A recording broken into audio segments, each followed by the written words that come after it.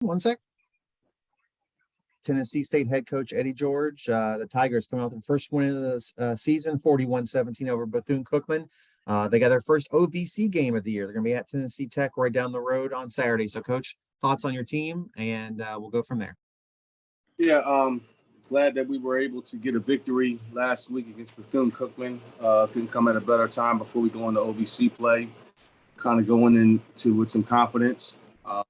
We understand that now it's the mark of a new season for us. I think we learned a lot about ourselves over the last 4 to 5 weeks. And, we feel like, we're going to have to really work hard, not make those same mistakes that we did in the games that we did lose when on conference play, because these teams are very talented, top to bottom. And we are excited to play Tennessee Tech on Saturday night. All right. With questions, we'll go Mike first, and then Brandon, if you had a question, go after that. Mike, go ahead. Eddie, this is kind of late. In fact, it's the latest Tennessee State's ever started conference play.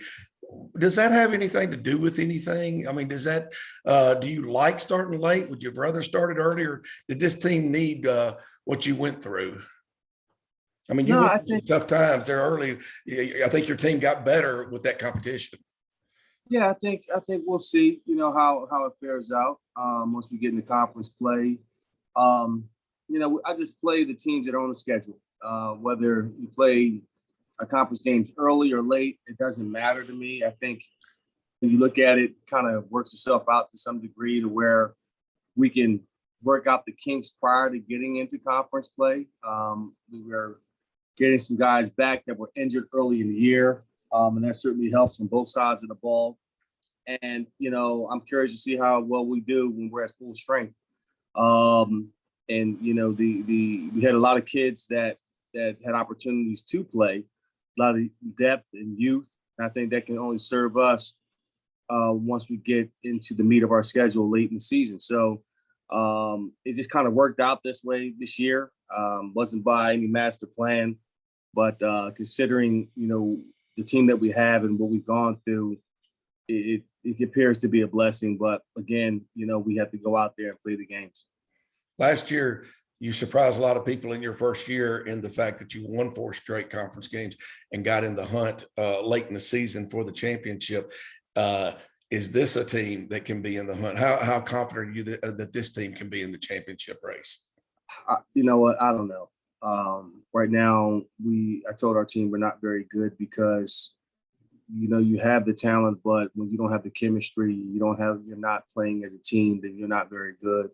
And that's the things we have to work on is being all the other intangibles to just do your job and to show up to work, play with passion, persistence, and be responsible, both on and off the football. All the little things that you think don't matter, that doesn't relate to football, all the things that doesn't require talent, takes zero talent.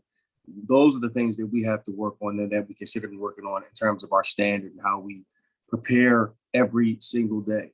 And that's the moment you get up, you're in the classroom, you're in the front of the class, you're taking copious notes, you are getting your meals in, you're getting your treatment in, you're getting your lifts in, you're getting your recovery in, you're coming in for extra film work, and you come to practice, with enthusiasm and joy and the eagerness to get better and to make your teammates better. So that process we haven't quite mastered yet.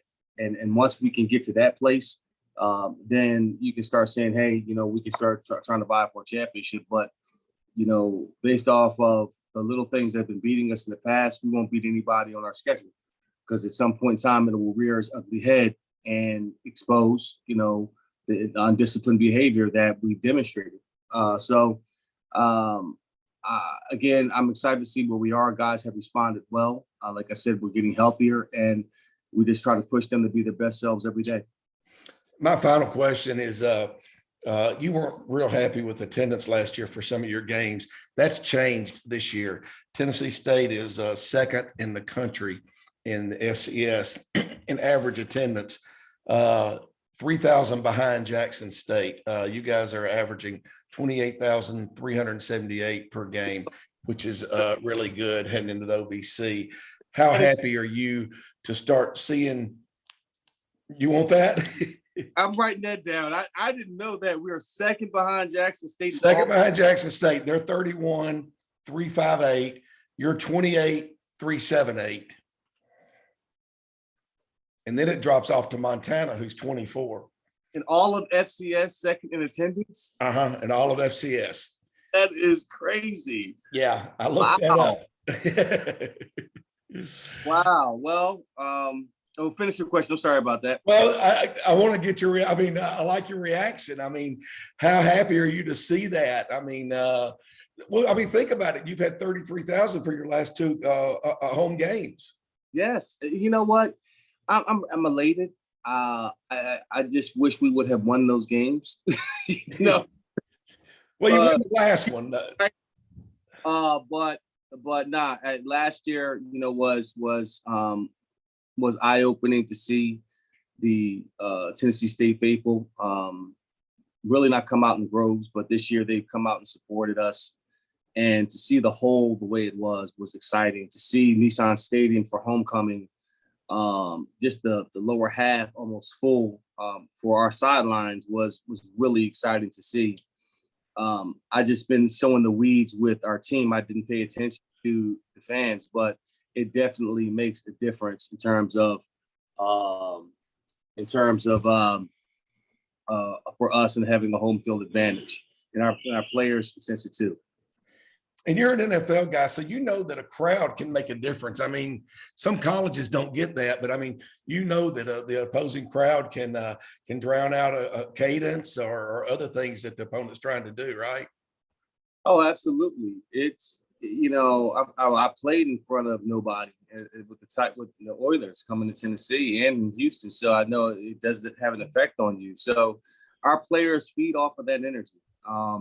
And that's why we changed sidelines. We were on the Titans home side last year. This year, we're on the other side, which is the Tennessee State home side, which is the NFL opposing visitor side. So,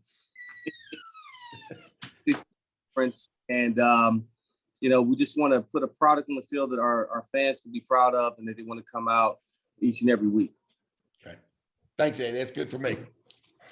Brandon, do you have a question for Coach? Unmute yourself there and go ahead. Okay, I just have one quick one. Good, I guess it's afternoon, Coach George. How you doing? Good afternoon. How are you? Pretty good. Hopefully, if you see a little hand here, that's my co-star right here. So how it is when you got the little ones. But I'll be brief. I know you had some guys come back in the homecoming game. Draylon, Devin, Gleason, Sprewell. From a health standpoint, were you able to make it out of that game fairly unnicked? And how did you think the returning players looked Saturday? I thought that Star's a little rusty, still has a little hitch in his step. Draylon, same thing. We didn't want to get him. We wanted to get him in situations where he wasn't going to get banged up as much. Cam Weiss is back full strength. We came out of the game a little banged up, but I think nothing too serious. We're injuries, maybe here, a week there, 2 weeks there. So this will be the first time actually where I think we're almost 95% of our guys, our starters, are back playing. We're playing together, and that's on both sides of the football. So it couldn't come at a better time heading into OVC play. It's going to require for us to have all hands on deck. Absolutely, and there won't be any limitations, or you won't be holding those guys back in practice in any way, will you? Listen, if you are ready to go, you're gonna play. And I practice the time. You're out. So we want to go with who we go with and trust that and kind of go from there. Anybody else? Other questions for Coach George? Oh, I'm sorry, Brandon. If you have another one, go ahead. No, that was just a quick one. I know moving forward, I see you got your sheet up. So you've already obviously started your prep for Texas, not Texas Tech, Tennessee Tech. I'm sorry. What can you say a little bit about what you've seen based on maybe film or of your next opponent? Well, I'll tell you what, I have tremendous respect for Coach Alexander. This is the program that he's created there at Tennessee Tech. Well-coached group, a resilient group. We look at their defense. They fly around to the ball. They're sound fits. They don't make a lot of mistakes. On the offensive side, they get different looks, different personnel groupings, very creative. Getting their playmakers the ball. I think they have the best back in the conference. Number 21, I think, is Gist. I think that's how you pronounce his name. But he runs behind his heads, slippery runner, finds the smallest crack, make you pay. And you got to be mindful of fronting him up and getting him to the ground. The quarterback is solid. He can pull it and run at certain times. And, this is a resilient group. They certainly, their record does not indicate, the type of team that they are. They're very dangerous. And it's going to take for us to play our best game, come away from. Thanks, Coach, and good luck this week. And look, I didn't get to enjoy any homecoming festivities, but some of my friends they had fun for it. So all right, good luck. Well, Coach, we appreciate your time this week, and best of luck this weekend.